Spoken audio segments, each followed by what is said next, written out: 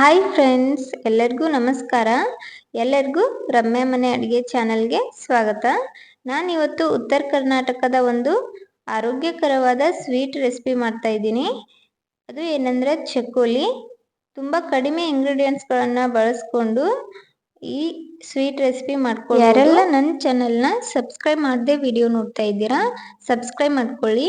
ಇವಾಗ ಮಾಡೋದಕ್ಕೆ ಏನೇನು ತಗೊಂಡಿದ್ದೀನಿ ಅಂದ್ರೆ 2 ಬೌಲ್ನಷ್ಟು ಗೋಧಿ ಹಿಟ್ಟು, ಹಾಗೆ 1 ಬೌಲ್ನಷ್ಟು ಬೆಲ್ಲ ತಗೊಂಡಿದ್ದೀನಿ, ಸ್ವಲ್ಪ ಕೊಬ್ಬರಿ ಹೆಚ್ಚಿಟ್ಕೊಂಡಿದ್ದೀನಿ, 1-2 ಏಲಕ್ಕಿನ ಸಣ್ಣದಾಗಿ ಕುಟ್ಟಿಟ್ಕೊಂಡಿದ್ದೀನಿ. ಇವಾಗ ಹಿಟ್ಟಿಗೆ ಸ್ವಲ್ಪ ಉಪ್ಪು ಹಾಕೊಂಡು ಸ್ವಲ್ಪ ನೀರು ಹಾಕೊಂಡು ಕಲಿಸ್ಕೊಳ್ತಾ ಇದ್ದೀನಿ. ಹಿಟ್ಟಿಗೆ ನೀರನ್ನು ನಾವು ಸ್ವಲ್ಪನೇ ಹಾಕೊಂಡು ಹಿಟ್ಟನ್ನು ನಾದ್ಕೋಬೇಕಾಗುತ್ತೆ. ಒಮ್ಮೆಲೆ ನೀರು ಹಾಕ್ಬಿಟ್ರೆ ಪೂರ್ತಿ ತೆಳುವಾಗಿ ಆಗೋ ಚಾನ್ಸ್ ಇರುತ್ತೆ. ಅದಕ್ಕೋಸ್ಕರ ಸ್ವಲ್ಪ ನೀರು ಹಾಕೊಂಡು ಹಿಟ್ಟನ್ನು ನಾದ್ಕೊಳ್ಳೋದು.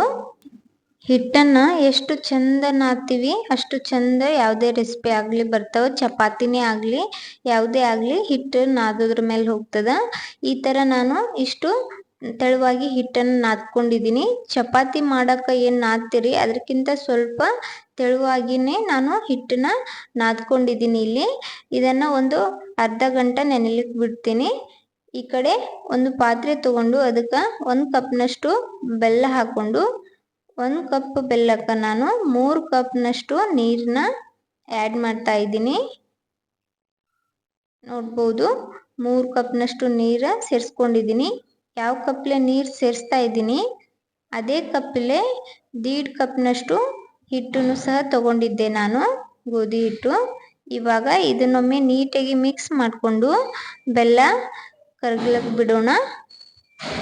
ಈ ಕಡೆ ಬೆಲ್ಲ ಕರಗಿ ನೀರು ಕುದೀತಾ ಇದೆ. ನಾನು ಇದನ್ನು ಸೋಸ್ಕೋತಿಲ್ಲ, ಯಾಕಂದ್ರೆ ಪ್ಯೂರ್ ಬೆಲ್ಲ ಐತಿ. ಅದಕ್ಕೋಸ್ಕರ ನೀವು ನೀರನ್ನು ಬೇಕಾದರೆ ಸೋಸ್ಕೋಬೋದು.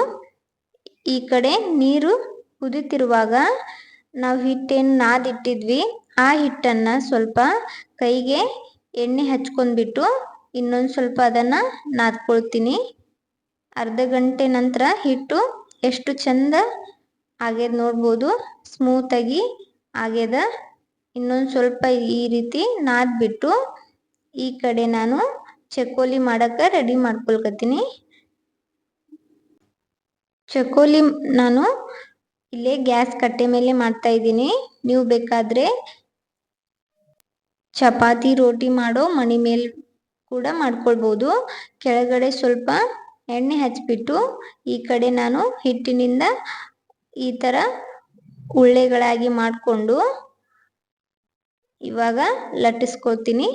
ಚಪಾತಿ ಯಾವ ಥರ ಲಟ್ಟಿಸ್ಕೊತೀವಿ ನಾವು ಅದೇ ಥರ ಇಲ್ಲಿ ಚಕ್ಕೋಲಿ ಮಾಡೋದಕ್ಕೂ ಅದೇ ಥರ ಲಟ್ಟಿಸ್ಕೊಳ್ತೀನಿ. ಕೆಳಗಡೆ ಸ್ವಲ್ಪ ನೀಟಾಗಿ ಎಣ್ಣೆ ಹಚ್ಕೋಬೇಕಾಗ್ತದ, ಇಲ್ಲ ಅಂದ್ರೆ ಹಿಟ್ಟು ಸ್ವಲ್ಪ ಸ್ಮೂತ್ ಇರ್ತದಲ್ಲ, ಎಲ್ಲ ಅಂಟ್ಕೊಳ್ಳೋ ಚಾನ್ಸ್ ಇರ್ತದೆ. ಅದಕ್ಕೋಸ್ಕರ ಕೆಳಗಡೆ ಸ್ವಲ್ಪ ನೀಟಾಗಿ ಎಣ್ಣೆಯನ್ನು ಹಚ್ಕೊಳ್ಳಿ. ಅದನ್ನು ಈ ಥರ ಚಪಾತಿ ಯಾವ ಥರ ತೀಡ್ತೀವಿ ತೀಡ್ಬಿಟ್ಟು ಅದಕ್ಕೆ ನಾನು ಇವಾಗ ಚಾಕು ಸಹಾಯದಿಂದ ಕಟ್ ಮಾಡ್ಕೊತಾ ಇದ್ದೀನಿ. ನಿಮ್ಗೆ ಯಾವ ಶೇಪ್ ಬೇಕು ಆ ಶೇಪಲ್ಲಿ ಕಟ್ ಮಾಡ್ಕೊಳ್ಬೋದು. ನಾನಿಲ್ಲಿ ಸ್ಕ್ವೇರ್ ಶೇಪಲ್ಲಿ ಕಟ್ ಮಾಡ್ತಾ ಇದ್ದೀನಿ. ಎಲ್ಲನೂ ನೀಟಾಗಿ ಕಟ್ ಮಾಡಿಬಿಟ್ಟು ಈ ಕಡೆ ಕುದೀತಿರೋ ಬೆಲ್ಲದ ನೀರಿಗೆ ಅದನ್ನು ಹಾಕ್ಕೊಳ್ಳೋದು. ಎಲ್ಲನೂ ನಿಧಾನವಾಗಿ ಹಾಕ್ತಾ ಇದ್ದೀನಿ. ನೀರು ತುಂಬ ಬಿಸಿಯಾಗಿರುತ್ತೆ, ಹಾಕುವಾಗ ಸ್ವಲ್ಪ ಹುಷಾರಾಗಿ ನೋಡಿಕೊಂಡು ಹಾಕ್ಕೊಳ್ಳಿ. ನಾನು 2 ಕೈಗಳ ಸಹಾಯದಿಂದ ಹಾಕ್ತಾ ಇದ್ದೀನಿ. ಎಲ್ಲನೂ ಅದೇ ಥರ ಕುದಿಯುವ ನೀರಿಗೆ ಸೇರಿಸ್ಕೊಂಡು ಮತ್ತೆ ನಾನು ಉಳಿದಿರೋ ಹಿಟ್ಟಿನಿಂದನೂ ಅದೇ ಥರ ರೆಡಿ ಮಾಡ್ಕೊತಾ ಇದ್ದೀನಿ. ಕೆಳಗಡೆ ಸ್ವಲ್ಪ ಎಣ್ಣೆ ಹಚ್ಬಿಟ್ಟು ಮತ್ತೊಂದು ಉಳ್ಳೆಯನ್ನು ಈ ಥರ ಮಾಡಿಕೊಂಡು ಅದನ್ನು ಚಪಾತಿ ಥರ ಲಟ್ಟಿಸ್ಕೊಳ್ಳೋದು. ಒಂದು ಸೈಡ್ನ ಲಟ್ಟಿಸ್ಬಿಟ್ಟು ಕೆಳಗಡೆ ಮತ್ತೆ ಸ್ವಲ್ಪ ಎಣ್ಣೆ ಹಚ್ಕೊಂಡು ಅದನ್ನು ಈ ಥರ ಚಪಾತಿ ಥರ ಲಟ್ಟಿಸ್ಕೊಂಡು ಮತ್ತೆ ಸ್ಕ್ವೇರ್ ಶೇಪಲ್ಲಿ ಕಟ್ ಮಾಡಿಕೊಂಡು ಕುದಿಯುವ ನೀರಿಗೆ ಸೇರಿಸ್ಕೊಳ್ಳೋದು. ಇವಾಗ ನೋಡ್ಬೋದು, ಕುದೀತಾ ಇರೋ ನೀರಿಗೆ ಹಾಕೋತಾ ಇದ್ದೀನಿ. ಮೊದಲೇ ಮಾಡಿ ಹಾಕಿರೋದು ಆಲ್ಮೋಸ್ಟ್ ಅರ್ಧ ಕುದ್ದದ. ಇವಾಗ ಮತ್ತೆ ಹಾಕೊಂಡು ಇದನ್ನ ಸ್ವಲ್ಪ ಹೊತ್ತು ಕುದಿಸ್ಕೊಳ್ಳೋಣ. ಎಲ್ಲ ಮಾಡಿದ ನಂತರ ಇದು ಒಂದು ಅರ್ಧ ಕುದ್ದದ, ಇನ್ನೊಂದು ಸ್ವಲ್ಪ ಕುದಿಬೇಕು. ಕೆಳಗಡೆ ಇದ್ದಿದ್ದೆಲ್ಲ ಕುದ್ದದ, ಇವಾಗ ಹಾಕಿದ್ದು ಇನ್ನೂ ಸ್ವಲ್ಪ ಕುದಿಬೇಕು.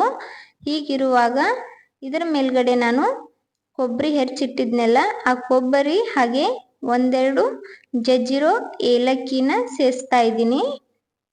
ಏಲಕ್ಕಿ ಕೊಬ್ಬರಿ ಹಾಕಿಬಿಟ್ಟು ಇದನ್ನೊಮ್ಮೆ ನೀಟಾಗಿ ಮಿಕ್ಸ್ ಮಾಡಿಕೊಂಡು ಇದನ್ನ ಇನ್ನೊಂದು 10 ನಿಮಿಷ ಕುದಿಸ್ಕೊಳ್ಳೋಣ. ನೋಡ್ಬೋದು ಕುದ್ದ ನಂತರ ಈ ಥರ ಚಕೋಲಿ ರೆಡಿ ಆಗ್ಯದ. ಉತ್ತರ ಕರ್ನಾಟಕದ ಒಂದು ಆರೋಗ್ಯಕರವಾದ ಸ್ವೀಟ್ ರೆಸಿಪಿ. ಎಷ್ಟು ಈಸಿಯಾಗಿ ಮಾಡ್ಕೊಳ್ಬೋದು. ತುಂಬ ಟೇಸ್ಟಿ ಆಗಿರುವಂಥದ್ದು. ರೆಡಿಯಾಗಿರುವ ಚಕೋಲಿಯನ್ನು ನಾನು ಒಂದು ಬೌಲ್ಗೆ ಸರ್ವ್ ಮಾಡ್ಕೊತಾ ಇದ್ದೀನಿ.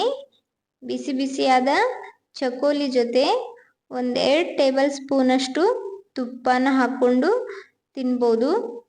ತುಪ್ಪ ಮಾತ್ರ ಮಿಸ್ ಮಾಡಬೇಡಿ. ಚಕೋಲಿ ಜೊತೆ ತುಪ್ಪ ಸೂಪರ್ ಕಾಂಬಿನೇಷನ್ ಆಗಿರುತ್ತೆ. ಈ ಚಕೋಲಿ ಜೊತೆ ಸ್ವಲ್ಪ ತುಪ್ಪ ಹಾಗೆ ಹಾಲನ್ನು ಹಾಕೊಂಡು ತಿನ್ನೋದ್ರಿಂದ ಟೇಸ್ಟು ಸ್ವಲ್ಪ ಜಾಸ್ತಿ ಆಗಿರುತ್ತೆ. ನೋಡಿದ್ರಲ್ಲ ಎಷ್ಟು ಸುಲಭವಾಗಿ ಉತ್ತರ ಕರ್ನಾಟಕದ ಚಕೋಲಿ ರೆಸಿಪಿನ ಮಾಡ್ಕೊಳ್ಬೋದು ಅಂಥೇಳಿ. ಇಂತಹ ಈಸಿ ರೆಸಿಪಿಗೋಸ್ಕರ ನನ್ನ ಚಾನಲ್ನ ಸಬ್ಸ್ಕ್ರೈಬ್ ಮಾಡ್ಕೊಳ್ಳೋದನ್ನು ಮರಿಬೇಡಿ. ಉತ್ತರ ಕರ್ನಾಟಕದ ರೆಸಿಪಿಗಾಗಿ ರಮ್ಯ ಮನೆ ಅಡುಗೆ ಚಾನಲನ್ನು ಸಬ್ಸ್ಕ್ರೈಬ್ ಮಾಡಿ. ಯಾರ್ಯಾರು ನನ್ನ ವಿಡಿಯೋನ ಸಬ್ಸ್ಕ್ರೈಬ್ ಮಾಡದೆ ನೋಡ್ತಾ ಇದ್ದೀರಾ, ದಯವಿಟ್ಟು ನನ್ನ ಚಾನಲ್ನ ಸಬ್ಸ್ಕ್ರೈಬ್ ಮಾಡಿಕೊಂಡು ವಿಡಿಯೋನ ಎಂಡ್ವರೆಗೂ ನೋಡಿ. ನೀವು ಸಹ ಈ ರೆಸಿಪಿ ಟ್ರೈ ಮಾಡಿ ಹೇಗಾಗಿತ್ತಂತ ಕಮೆಂಟ್ ಮಾಡೋದು ಮಾತ್ರ ಮರಿಬೇಡಿ.